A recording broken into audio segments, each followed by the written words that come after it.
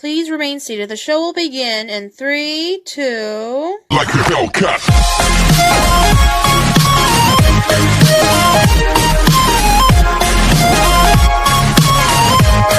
Hello, ghoul friends, those who are freaky chic, fans of the supernatural and all things spooky. I'm your host, FandomTraveller87, and welcome back to my channel, my very own dark, creepy corner of paradise, where I dive deep into the exploration of the unknown, the unusual, and the morbid. I do want to apologize for such the long hiatus. As I've said before, as I'm sure many of you know, I'm not always free all the time to upload once or twice a day. I try to, as long as inspiration hits me. And of course, if it wasn't for you guys, I probably wouldn't be uploading at all.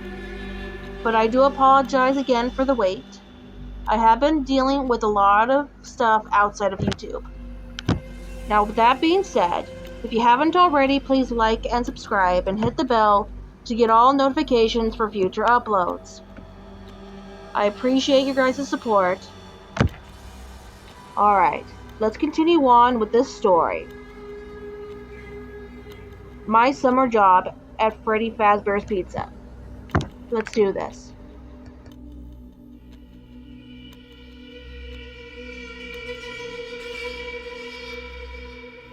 After I grabbed some dinner at McDonald's, I drove on over to Freddy's. This time there was a vehicle just leaving. I didn't know who it was, and it wasn't the same car my boss had when he drove away last night. I shrugged it off and got out of my car. I unlocked the door and took a glance at the robots.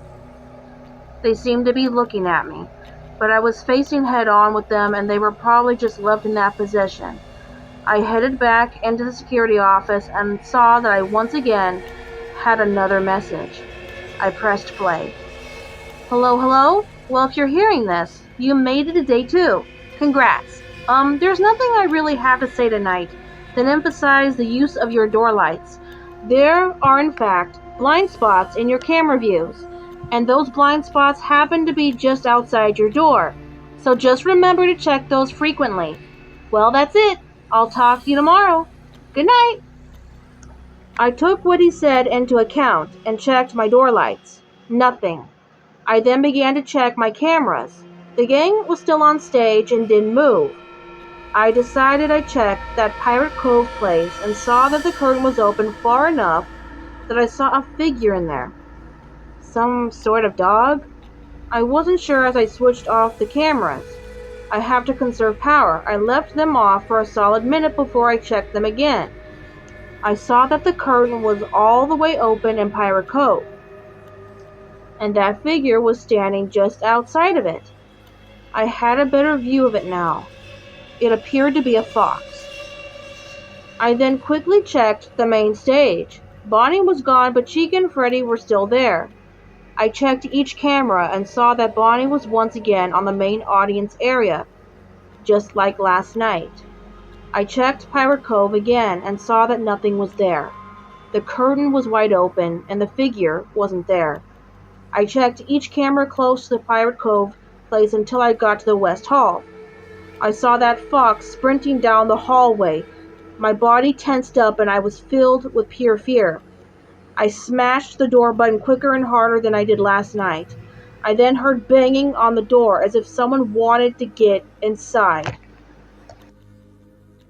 After that, I heard footsteps moving away from it as if it left. Just to be cautious, I checked the Pirate Cove cam and saw that the curtain was closed. I thought that meant that it returned, and I opened the door back up. I quickly checked the door lights on both sides, and to my surprise, Bonnie was outside my left-hand door. I hit the door button again, filled with fear, and waited for Bonnie to leave. The night went on in a very similar way. The fox ran down the hallway again, and Bonnie came close to me a few more times. Fortunately, Chica and Freddy stayed on stage, just like last night. Why don't they leave the stage like Bonnie and the fox, I wondered. I left the place when my shift was over and saw Bonnie back up on stage. I didn't want to even look in Pirate Cove since I've actually seen the bot in their move. I began thinking that it was strange, the way these animatronics acted. I headed home and went to sleep. Night 3. This time I went to Freddy's a bit earlier, before my shift and after the other guard left. I really didn't want to wait until the middle of the night to arrive, which somewhat frightened me. I also got there while the owner was still there. I said hi to him, but he just gave me a low, as if he were saying hey or I really don't feel like talking. I sat in the security office playing games on my phone until its battery went out, which was conveniently at 11:57 p.m. I completely forgot to check the message machine for my nightly message. I don't know how it was possible to tune out that constant beep of the dang thing. Maybe it was because of my headphones that were barely even up. Anyway, I pressed play. Hello? Hello? Wow, you made it to night 3. Great work. Most people don't make it this far. I mean, they moved on to other things. I'm not implying that they died, yeah. I didn't mean that. I chuckled a bit when he said that. Now, I really don't want to talk that much, since Freddy and his pals become more active the further the week goes on. I should have told you that before, but I forgot. Sorry. Make sure you check those cameras while I talk, just to be safe. I began to check the cameras. Nothing. Everyone was in their proper spots. Also, here's a tip I just came up with. If any of the animatronics see you and you can't close the door in time, just play dead, like go limp. They'll probably think you're an empty costume. Then again, if you were an empty costume, they might try to put an endoskeleton into you.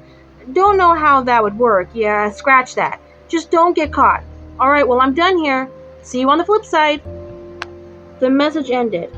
I checked the cameras again. They were all out. West Hall, East Hall, Pirate Cove, every single camera was out. I was about to check on one of the cameras outside when I realized they had turned back on. I checked the main stage.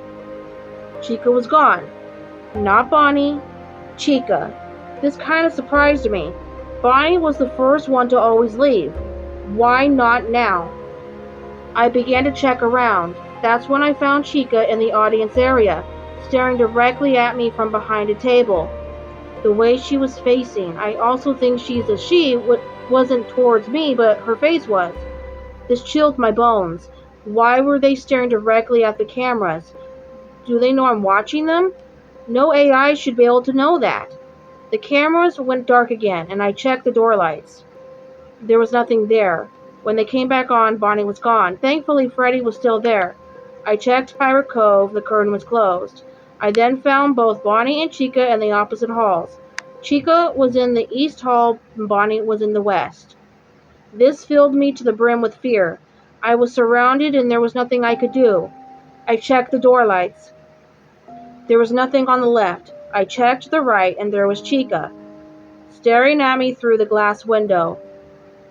I was startled at first, but then stared at it for a couple of seconds.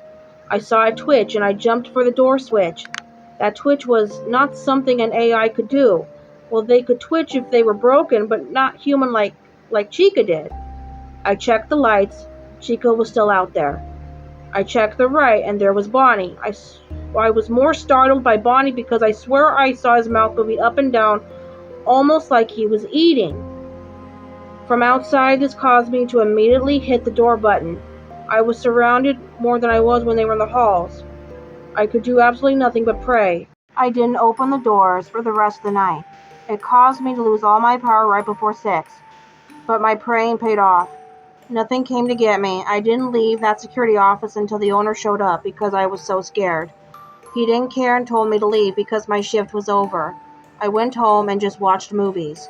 I couldn't find the courage to fall asleep, knowing I'd have nightmares. I stayed awake straight until my next shift.